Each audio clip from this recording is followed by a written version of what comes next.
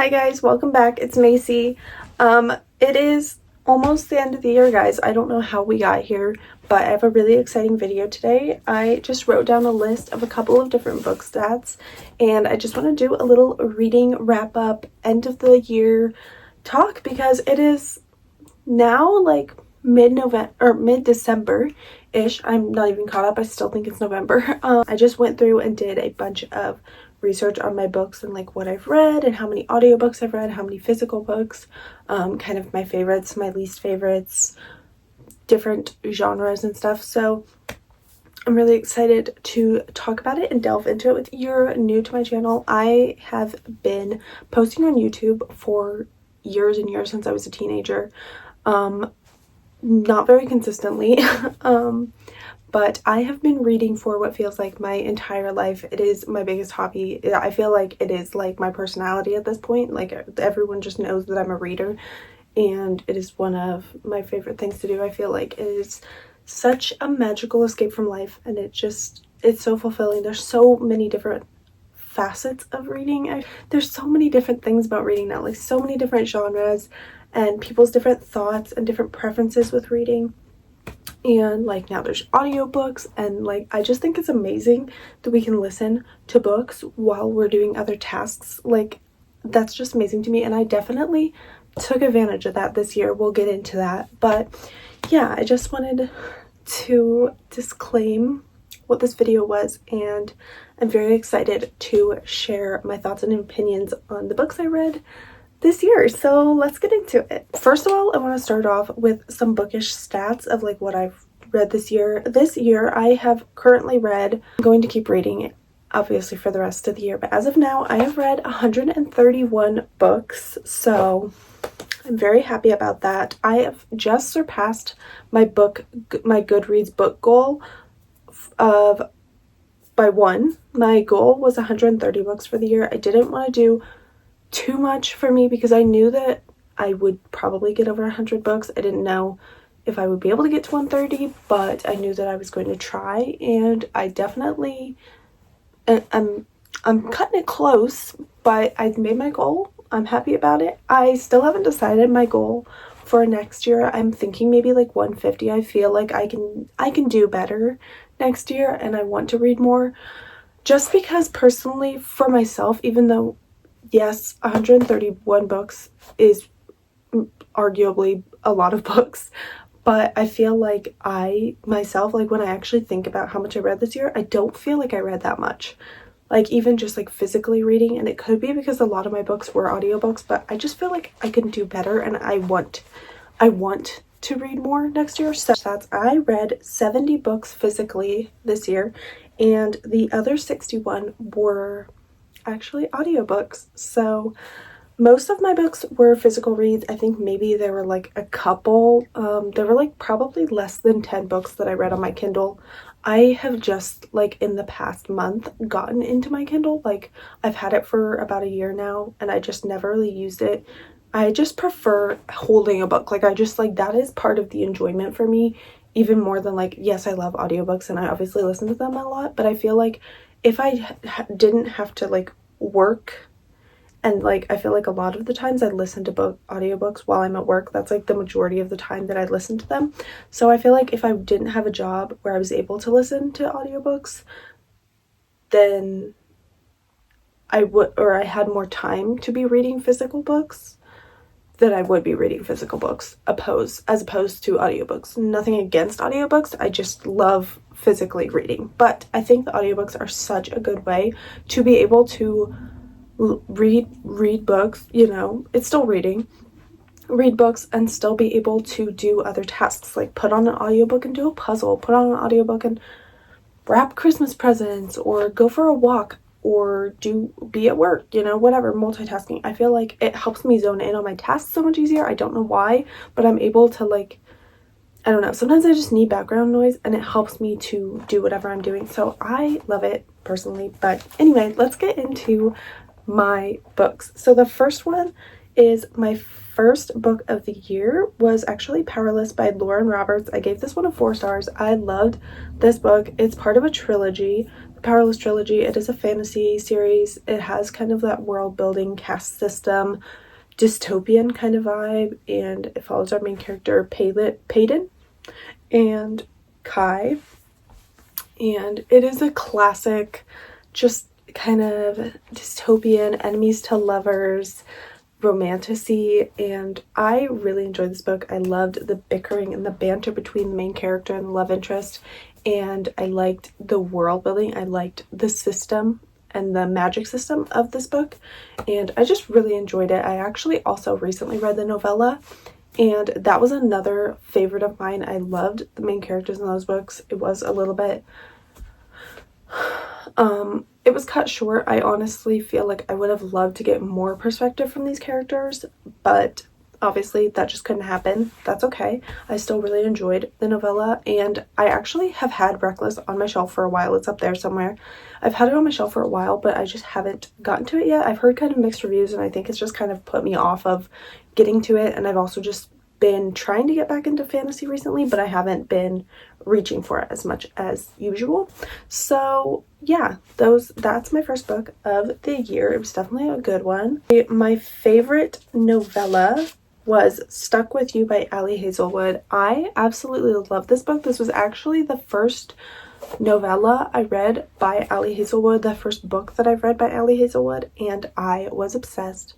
It's like a trilogy of novellas, and it follows these three girls who are best friends. It follows each one in each book.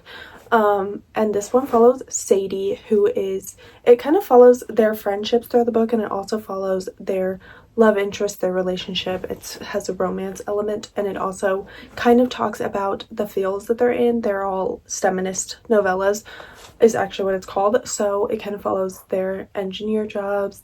I want to say some of them are like chemists, and they all just kind of have different fields, but all within the STEM,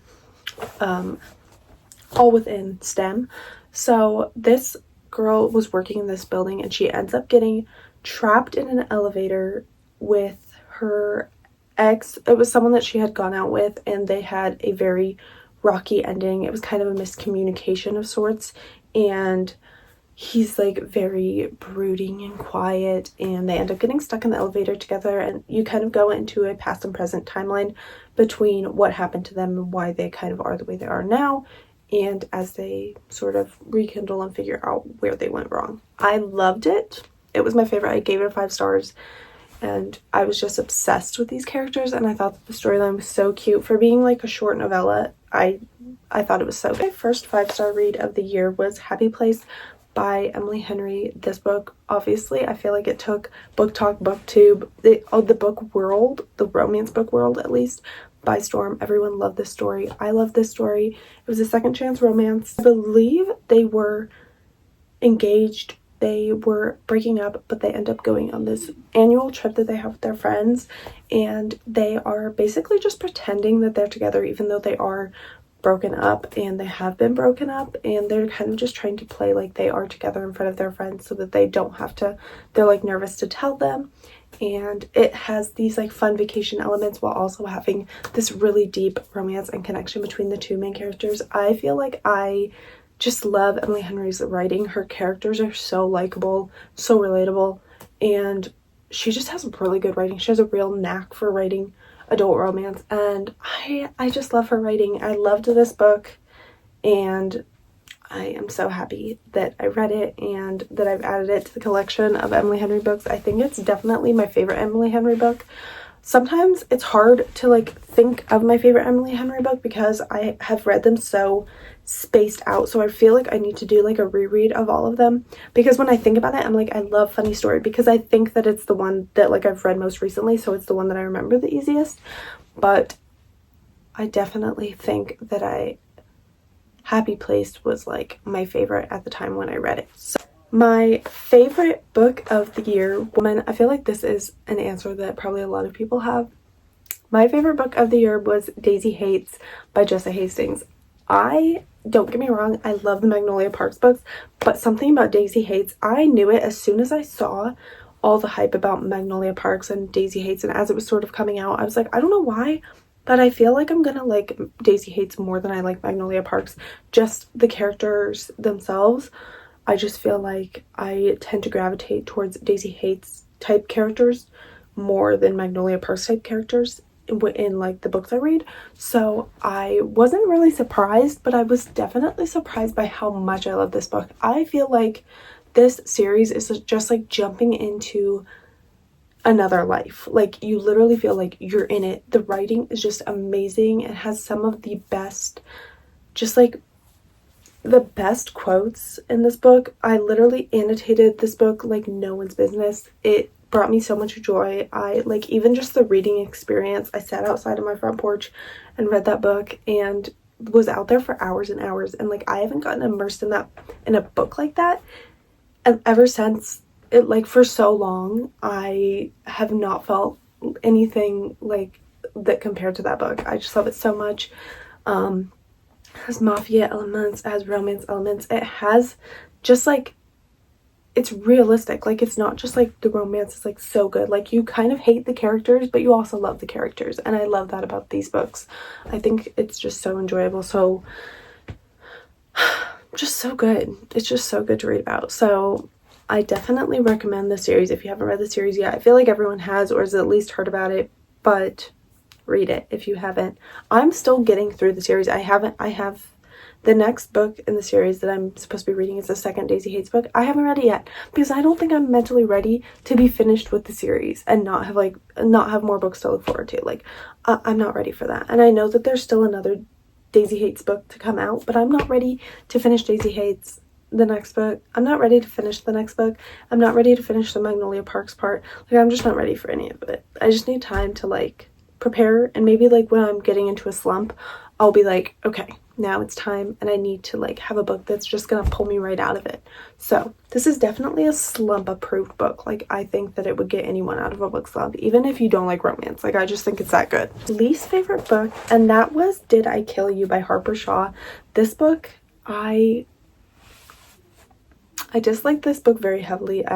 This book is a mystery thriller. I didn't like it. I didn't like the writing style. I didn't like the plot twist was so predictable, and I did not like this book. It was not for me.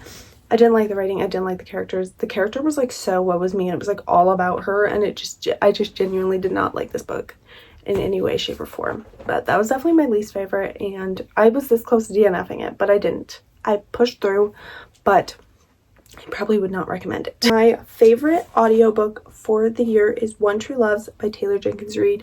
I just love anything that Julia Whelan narrates. I feel like she just has it. The power of her voice through this woman's pain and grief of thinking that she lost her husband, figuring out that he was alive, and trying to come to terms with that as she is about to get married to her new partner. I just thought that this story was so emotional and such a strong storyline, and the characters were so good. Like I just love this book overall. I thought that it was so interesting. I thought that the concept and the writing was so good. So I really enjoyed this book, and I definitely recommend it as an audiobook. My favorite nonfiction book of the year was The Gratitude Diaries by Janice Kaplan. This book I just randomly read at the beginning of the year, and I just feel like it really is such a good mindset book. It basically follows this woman who keeps a diary as she just decides to start looking at her life with more gratitude and just being more intentional about being gracious and thankful for her life and everything that's in her life. And as she kind of practices this and puts it into practice, and kind of as she talks to different people, she interviews different people, and she kind of just talks about the impact and has different quotes from different people, the impact that it had in her life. And as she is just kind of trying to be nicer to people and look at things differently and be less judgmental and negative about things. And I feel like it just really spoke to my heart, because I feel like it is so easy to be judgmental and negative about things. So just to see that to be more intentional, and as she put it into practice, and how much better her life became and how much better she felt in general. And I just feel like this was such a good book. I highly recommend this book to anybody. Even if you feel like you are the happiest, most positive person ever, I feel like there's just so much takeaway from this book. So definitely recommend it. The last one that I have is Unpopular Opinion, and this one is First Lie Wins. I gave this book a 2-star. This is a mystery book. It was really popular on Book Talk throughout like the middle of the year, I think, and I ended up listening to this book on audiobook, and when I tell you, I was genuinely so confused. I was so lost. I did not like the character. I didn't like the concept of the book. I just don't think that this was a book for me, and I was really surprised because I was hearing so much good talk about this book. Everyone was loving it around me, and I just was not getting into it. I don't know if maybe I need to reread it and like read it physically, because sometimes I do think that the way you listen to a book or the way you read a book or the time that you read a book is not always the right time or the right place or the right setting. Like, I really think that sometimes you need to just wait to read a book if you're not feeling it. So I don't know if this was that kind of situation for me, but I was very surprised that everyone liked this book, and I just did not have good feelings toward it. It's going to be the end of this video. Thank you guys so much for watching. I am so, as sad as I am that it's already almost 2025, I'm also just so excited to get into a new year of reading. I feel like it's so fun to set your new book goals and just start off with a like fresh, I know it's just another year and it's really not that different, but it is a fresh start in the reading world. You get to kind of see your book change, how many books you can read, and how your reading evolves, and starting new books and starting a new book journal if you do that. And it's just so fun. I feel like reading is just so enjoyable, so keeping track of all of it and like writing it down and doing a video like this is just so fun. So yeah, anyway, thank you guys for watching. Don't forget to give this video a like and subscribe if you want to see more bookish content and see what I'm gonna be reading in 2025. But yeah, thank you guys for watching. Bye!